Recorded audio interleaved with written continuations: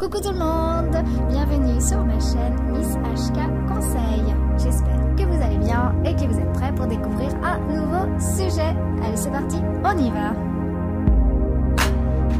Aujourd'hui, nous allons parler ensemble des traumatismes.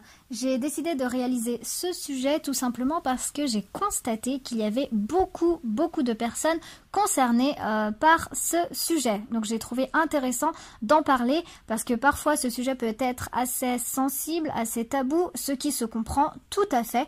Mais moi j'ai décidé d'en parler d'une manière assez ouverte. Donc c'est parti, on va voir donc ensemble les traumatismes, les causes et les conséquences qu'a un traumatisme sur une personne. Commençons tout de suite avec le point numéro 1, la définition d'un traumatisme. Si vous voulez, c'est lié, le traumatisme est lié à la notion de choc ou de commotion. D'un point de vue scientifique, d'un point de vue neurologique, on constate, on remarque des micro-lésions au niveau du système nerveux central. Numéro 2.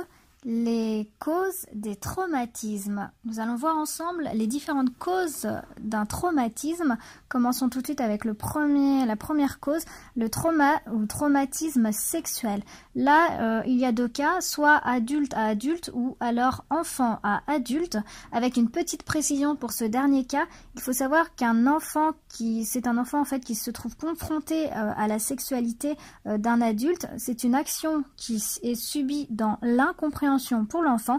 Il faut savoir également que cet événement aura son sens, prendra sens et prendra effet qu'à partir de la puberté, c'est-à-dire à l'adolescence de l'enfant. Il y a également le traumatisme réel. C'est un traumatisme qui apparaît chez une personne confrontée à un risque de mort imminente, par exemple en cas d'accident. Il y a également le trauma ou le traumatisme narcissique. Celui-ci résulte d'une perte d'objet ou alors d'une perte d'amour. Ou alors elle est liée à la perte de l'intégrité physique. Alors qu'est-ce que la perte d'intégrité physique? C'est tout simplement, pour vous donner un exemple, lors d'un accident ou suite à une maladie, vous devez perdre une jambe, un bras, etc. Ça peut effectivement causer un traumatisme à la personne qui doit après faire son deuil de cette perte physique. Il y a également les traumatismes, je dirais, de la vie de tous les jours, c'est-à-dire par exemple que vous venez de perdre votre emploi, vous venez de rompre ou vous venez de perdre votre appartement, ce genre de choses, ça peut effectivement créer également un traumatisme suite à la perte d'un emploi, d'un deuil, alors d'un deuil soit amoureux ou alors d'un deuil, le deuil d'une personne. Voilà, ça ce sont également des traumatismes pour une personne. Numéro 3, symptômes physiques et psychiques d'un traumatisme. Il faut savoir que la conséquence immédiate du traumatisme, c'est la perte du sentiment de sécurité, avec la tenace impression d'être impuissant. La personne se sent écrasée par ce qu'elle vient de vivre.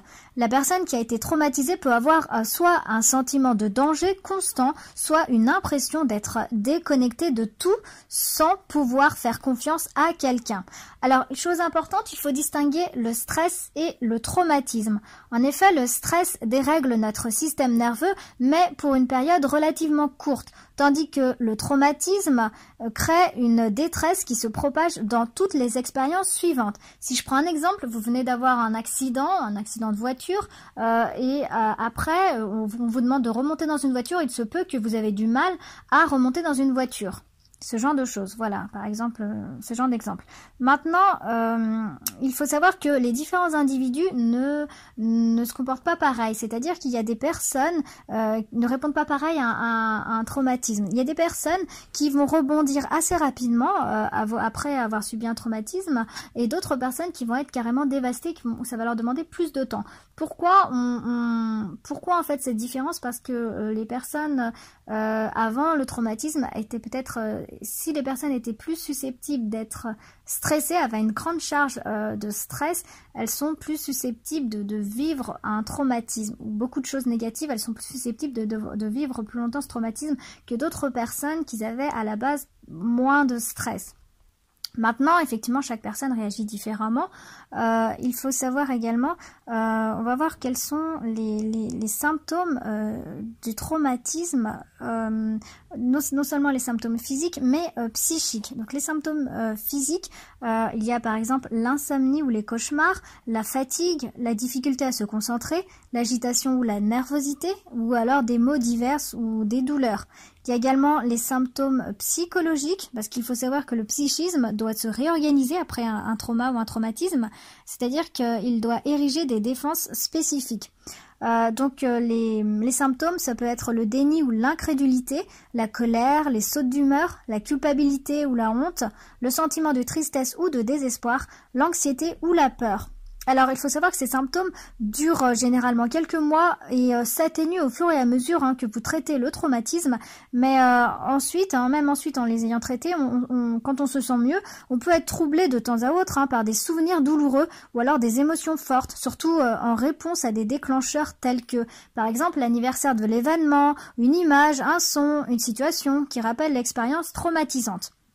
Maintenant, quand savoir si vous avez besoin, oui ou non, d'aide auprès de professionnels.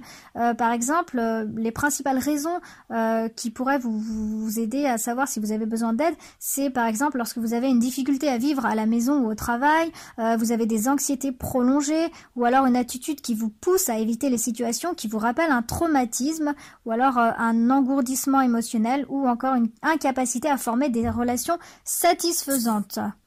Voilà. Cette vidéo est à présent terminée. J'espère que le sujet vous aura plu. N'hésitez pas à me laisser des commentaires. Vous pouvez également me retrouver sur mon compte Instagram, mail, Facebook, sur le lien Miss HK Conseil. N'hésitez pas à liker et à partager. Et si vous le souhaitez, vous abonner. Quant à moi, je vous dis à bientôt et d'ici là, prenez soin de vous.